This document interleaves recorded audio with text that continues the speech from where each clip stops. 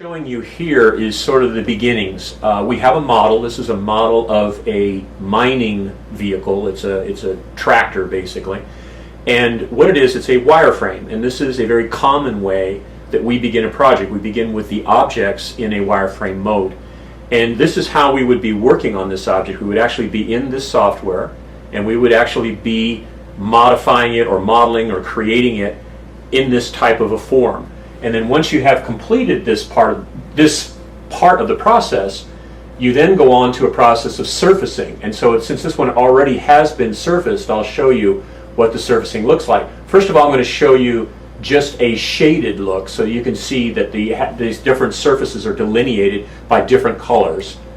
And so what you see here is the same object, but now the base paint job, which is a yellow paint job, and the tires, and you can actually see some stuff on the treads there. That sort of gives you an indication that this model has a skin, if you will. It actually has a surface on the outside, or a series of surfaces on the outside that will show up in the final project. Let me bring this forward, and then I'm going to go ahead and rotate this around and show you. So this is actually a three-dimensional object, and it has a range of different surfaces associated with it. Surfaces. Now, the next step I'm going to show you is actually something closer to the final textures that it's going to have. And you can see here we've got some logos and so forth. In this particular model, there's not a huge difference between the shaded view and the textured view, but you can see there's decals and so forth that weren't in the original. Now, once you have done this portion of the work, once you've created the objects that you're going to use, the next basic step in the process is to take this and bring it into a animation package. And in our case, it's part of the same package, just a different module. And what we've got here is this tractor is now going to be traveling down a road. And I've already done the work. I've already built the landscape. I've already put in some of the other objects. We put a sky in the background and so forth. But what we're doing here is showing you how that tractor now is going to be used as a subject in an animation. So what happens here is that we go ahead and do the work, we put the tractor in, we position it, we tell it where to start, where to finish, what to do, and then we can come in here and test that by creating what's called a preview. Now I've already created a preview, so we'll just go ahead and take a quick look at the preview.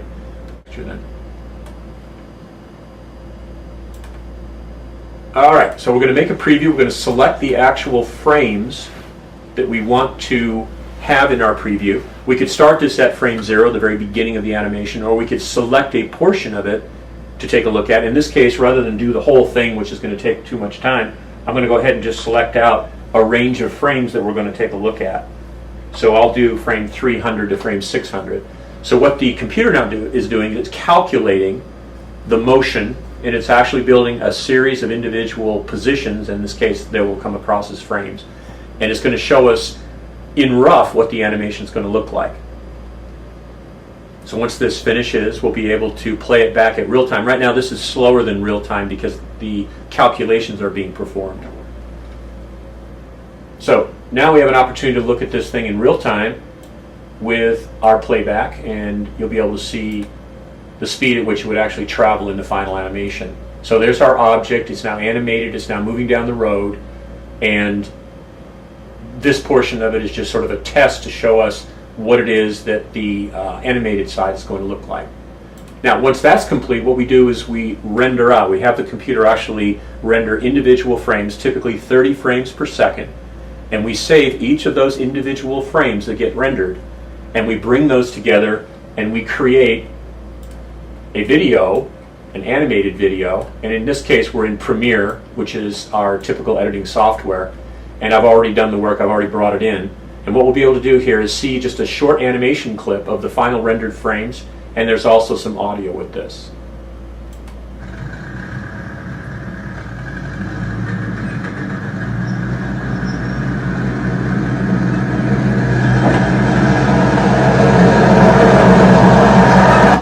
Okay, so that gives you a sense of how it all comes together and starts to look very realistic.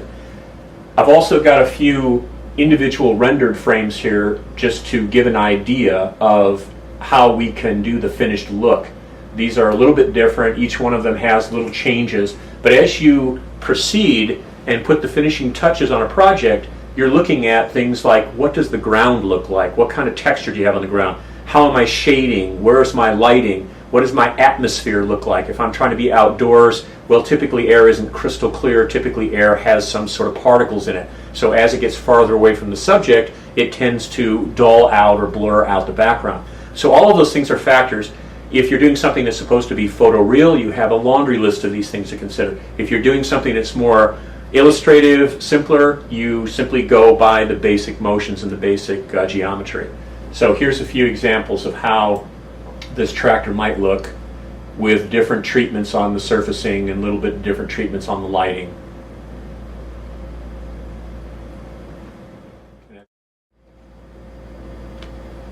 Okay, and here's the studio's page on YouTube where we have a complete gallery of projects we've done over the years.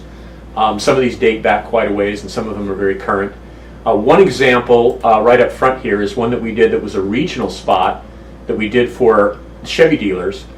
And this particular one was a spot that took us probably about 2 months to create, and it was done for standard def television, so it doesn't have HD, but everything in the commercial had to be built and then had to be animated. The vehicles themselves, we actually were able to purchase models for the vehicles, but all of the rest of the environment and everything that that environment does pretty much had to be built from scratch.